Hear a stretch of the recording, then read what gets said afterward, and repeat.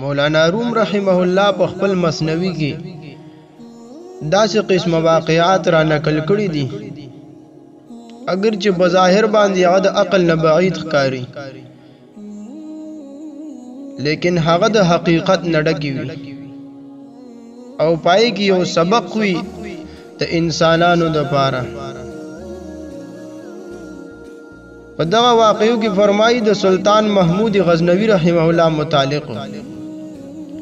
چې یو شپه هغه بهر راووتو په عام لباس کې او د شپې ګشت کو پر رعایا باندې په لاره باندې څه کسان ناسو یو ډله ناسته و هغوی سره ملاقات شو هغه غلو د غلا دپاره مشوره کوله محمود غزنوي ته وی ته څوک یې د ورته وی زم ستاسو په شانتې یو کس یم هغوی دا خیال وکړو چې دیم جوړې غلا دپاره راوتی دی نو ځان سره ملګری کو راځه مونږ سره به ملګری شي نن شپه په غلا کې بیا دوی مشوره وکړه چې هر یو سړي څخه کوم هنر دی نو د هغې بیان دی وکړي چې په وخت باندې بیا زمونږ په کار راشي یو کس پکې ووی چې زما په غوږونو کې دا خاصیت دی چې کله زه د سپي اواز واورم نو ماته الله تعالی دا فهم او سمجھ را کړی دی چې زه پوهیږم چې دا دې څه وایي اوسه دویم کس ووی چې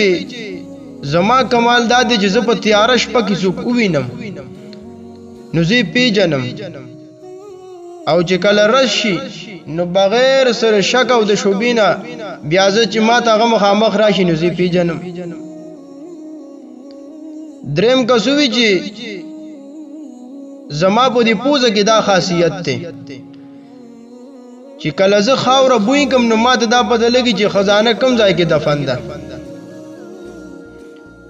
څلورم هغه غل پکې ووی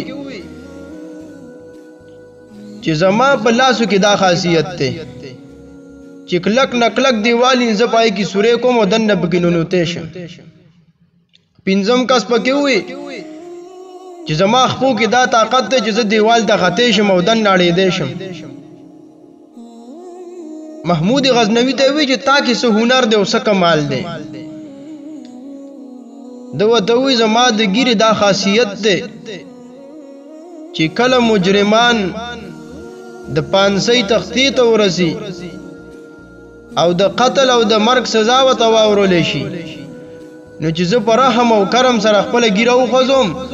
نو هغوی د هغه پانسۍ او د هغې سزا نه خلاص شي نو دا غله ډېر خوشحاله شو دی وی ته خو زمونږ سردار او مشر شوې زمونږ دا هنرونه چې دي زمونږ دا خاصیتونه چې دي په دې سره خو مونږ صرف غلا کوو او دغه یو کسر پکې باقي و چې مونږ به د سزا نه سو خلاصوي نو ستا د ګیرې دا کمال چې دا ډېر لوی کمال دی بیا یې مشوره وکړه وایي راځئ نن د بادشاه په کور باندې ورځو وایي نن به د محمود غزنوي په کور باندې ورشو دوی ته خو پته نه وه چې بادشاه مونږ سره دی دوی د غلا دپاره روان شو د بادشاه محل طرف ته نو په لاره باندې یو سپي پکې وغپله نو دې ملګرو ورته ویې لکه دې څه وایي وایي دې وایي چې بادشاه تاسو سره دی په دې ډله کې بادشاه هم تاسو سره روان دی نو هغوی د ده خبرې باندې عمل ونه کو ځکه چې انسان باندې کله لالچ غالب راشي نو دا بیا په هنر باندې پردا چي نو دی د ده خبرې طرف ته توجه نه کړه په لاره باندې ابل ویې لکه وایي ځای راورسېده وایي دې ځای کې د محمود غزنوي خزانه وایي دفن د باچا وایي ما خاوره بوی کړه ایو دیوال سورې کو بل د بادشاه محل ته واړېدو او خپل ځان یې برابر کو د غلا سامان هر یو خپل خپل واغستو لړو محمود غزنوي رحمه الله ته ځان یو غاړې ته کو او هر یو کس پیژندلو او لارې ولا معلومې کړې چې کله سباله د بادشاه عدالت ولګید شاهي دربار ولګید نو محمود غزنوي رحمه الله سپایانو ته د شپې دا ټوله واقعه بیان کړه او کسانی ورته وغول چې دی راولي چې کله هغه لړل او راوینې سره د بادشاه دربار ته راوستل نو هغه انتهایی په خوف او یری حالت کې او یریدل او ته ویل شي چې تاسو ته د پانسۍ سزا ده د ټولو مخونه زیړ او بدني نه رګدیدل صرف دا یو کس چې هغه وی چې زما دا خاصیت ده چې په تیاره شپه کې څوک وینم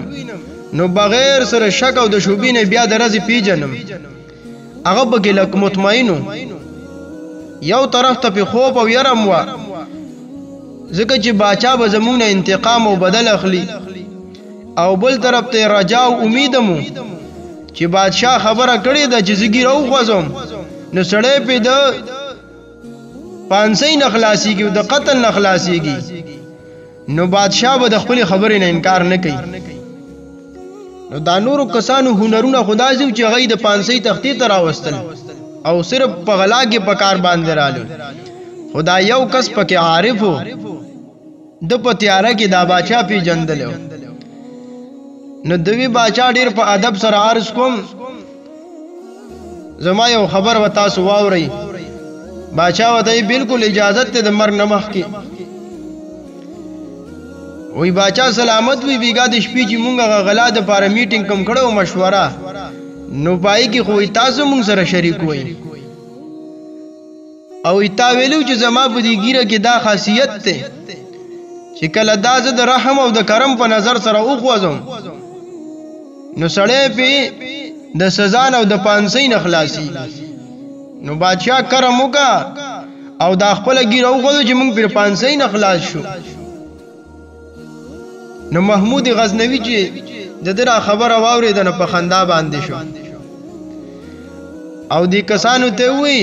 چې تاسو هنرونه خدا سي چې غلا موکړه او تاسو د پانسۍ تختی ته راو رسولي خو دې یو کس په کې زپی جندلوم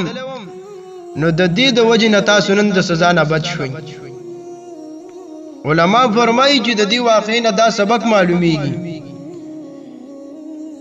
چې انسان د الله تعالی معرفت حاصل کړي کچري په ورځ د قیامت باندې انسان د گناهونو د وجنه د جهنم د عذاب مستحق ګرځي چې د تسنا صد الله تعالی معرفت او پہچان حاصل وي الله تعالی په دمانه نظر د کرم او د فضل کی او د جهنم د عذاب نخلاص کی او دویم سبق ته دا معلومیږي کچر انسان په خپل هر څومره ګناهګار دی او خپل بګه څه کمال نشته نو د الله والو خلکو صحبت ته اختیار کی د الله والو خلکو سره نیکانو خلکو سره په صحبت کې ناز تا کوي نو دا یو کس پکې عارفو د پتیاره کې بادشاہ پی جندلو نو دا نور ملګری مغه سره دغه سزا او د پانسۍ نه خلاص شو الله جل جلاله دې موږ تاسو خپل معرفت خپل قربت او ولایت راکړي او الله والا خلق سر دې الله تعالی زموږ ناس ته نصیب وګرځي واخر دعوانا الحمد لله رب العالمین